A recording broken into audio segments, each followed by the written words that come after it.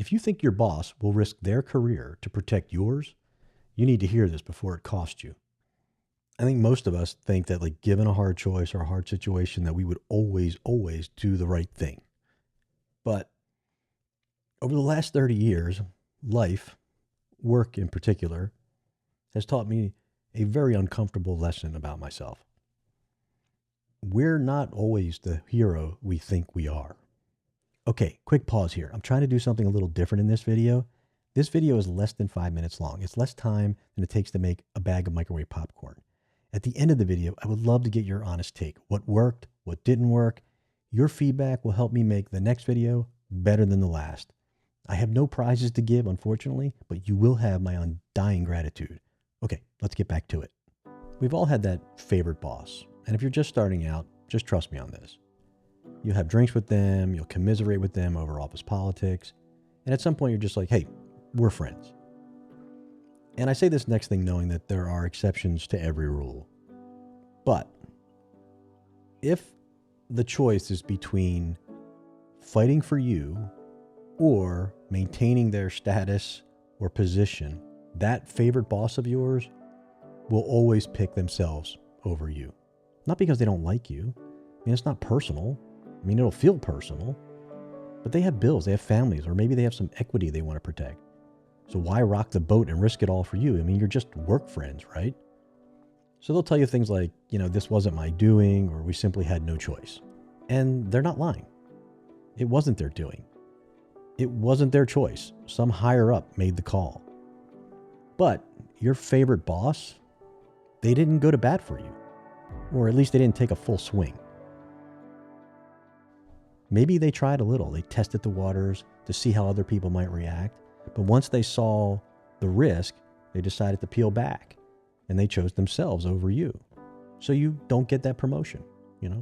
All those hours you put in and the sacrifices you made feels like a bit of a waste of time now. And that trust you had, well, it's definitely not the same. This lesson was especially hard for me to learn, but definitely not for the reasons you might think. Some people might see this as a betrayal, like, hey, the boss was never your real friend to begin with. And I did a video on work friends, and I'll put a link to that in the description. And sure, we expect our friends to be there for us, like to always stand up for us and do the right thing. But this lesson was hard because it taught me something very uncomfortable about myself. It was hard because if we're honest with ourselves, we'd have to admit we would probably do the same thing. I mean, we would all choose ourselves first. I mean, we would probably like to think we wouldn't, that somehow we would be the better person, the hero, right? But in reality, we're not.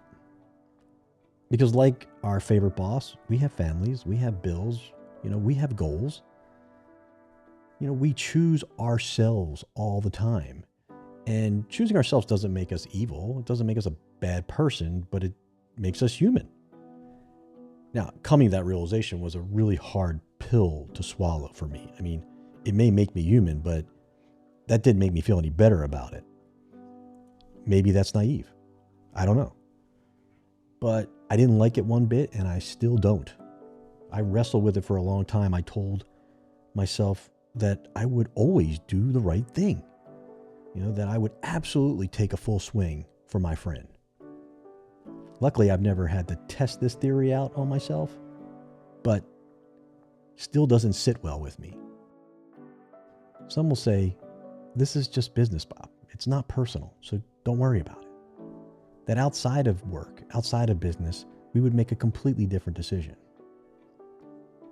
But if you think about it, would we? Really? So here's the takeaway. Don't build your career on some perceived loyalty. Build it on leverage and skill. Those are two things you can take anywhere.